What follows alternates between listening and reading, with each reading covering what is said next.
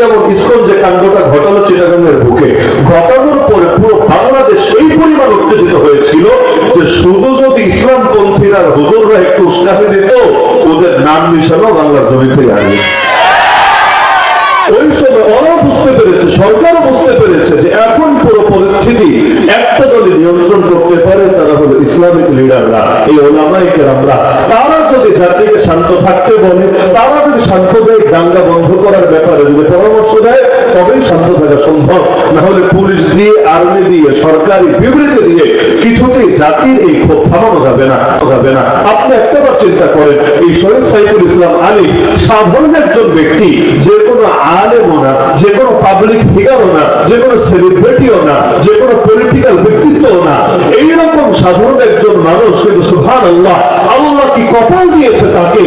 লক্ষ লক্ষ মানুষ ভিড় লাগিয়েছে তার জানাজায় শরীক হয়ে একটু বরকত নিবে বলে। এই কপাল কয়জনের হয়? এই কপাল তো অনেক হুজুর মানুষের হয় না, লাখ মানুষ তার জানাজায় একত্র হবে। এমনকি রাজনৈতিক নেতা কয়জনের হয়? টাকা দিয়েও পারবেন না, এমন এক জানাজার ব্যবস্থা করতে যেখানে হাজার হাজার হাফেজ কোরআন আছে, হাজার হাজার শাইখুল হাদিস, মুফতি, মুহাদ্দিস, ফকিহ, আলেম দ্বীন আছে। এই কপাল কি জান্নাতের কপাল নাকি? এই সবাই যখন দাঁড়িয়ে বলবে আল্লাহুম্মা গফির লিহাইয়িনা ওয়া মাইয়িতিনা ওয়া শাহিদিনা ওয়া গায়িবিনা ওয়া সাগীরিনা ওয়া কাবীরিনা, শেষ পর্যন্ত এই দোয়াটা করবে, আল্লাহ কি একজনের দোয়া কবুল করবে না? আল্লাহ কি কারো দোয়া ওসিলায় বান্দাকে মাফ করবে না? কারো না কারো দোয়া তো আল্লাহ কবুল করবেনই করবেন। কি কপাল! শুধু যারা জানাজায় গিয়েছে তারা না, পুরো বাংলাদেশ পর্যন্ত ক্ষোভে ফেটে পড়েছে। কেউ ওই দিনই, কেউ শুক্রবার জুমা নামাজের পরে আন্দোলনে নেমেছে, নেমেই শেষ না। আবরার ফাহাদের নাম যেমন অমর হয়ে আছে, ইনশাআল্লাহ যতদিন বাংলাদেশ থাকবে এই মাজলুম ভাইটার নাম অমর হয়ে থাকবে। এই যে একটা কাণ্ড ঘটলো, সরকারও ভালো করে বুঝতে পেরেছিল যে হুজুরদের হাতে এখন বাকি পরিস্থিতি আছে। এজন্য এদিকে কি হয়েছে আমি জানি না, কারণ এরপর আমার আসা হয়নি, আজই প্রথম।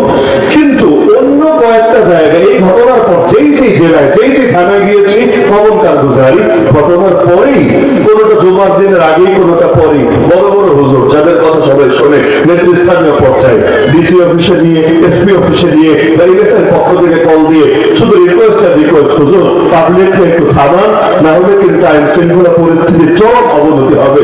মানুষ যে হারে খেপা ফেটেছে, একেবারে সাম্প্রদায়িক দাঙ্গা লেগে যাবে। আমি চিন্তা করি, বিপদে পড়লে যেভাবে হুজুর হুজুর করে, সারা বছর যদি হুজুরদের পরামর্শ এভাবে নিয়ে চলতে পারত, আজকে ল্যাব গুটে এভাবে পালন লাগতো।